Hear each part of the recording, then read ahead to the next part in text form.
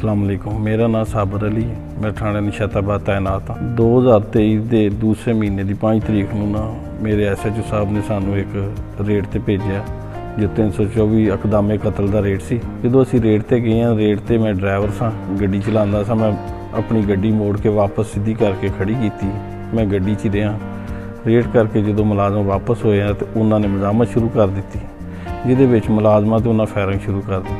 Firing करदियां होया वो जो मेरे बराबर ते आ गया, मैं फिर हुण उन्होंने जान की बजाय मैं उन्होंने पकड़ लिया, जफा मार लिया। वो आखिरी राउंड किते मैगजीन ते पिस्तौल वो हसी आखिरी राउंड उन्हें मेरे पेट वाल फायर किया, जिहड़ा मेरे पेट चों गुजर के मेरी टांग चों गुजर गया, आर पार हो गया।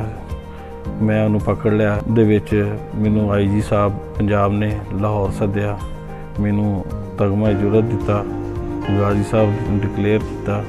मैं इंतहाई मशकूर IG साहब का, जिन्हों ने इंतहाई साडे नाल बहुत प्यार किया, सानू बार बार सद के हर परेशानी का हल पूछा। बेटा किसी चीज़ की परेशानी, कोई चीज़ की ज़रूरत, मेरे बच्चे बीवी माँ बहुत दुआवां देंदे, खास करके IG साहब नूं, CPO साहब नूं, जिन्होंने मेरा इंतहाई इन्ना ख्याल किया।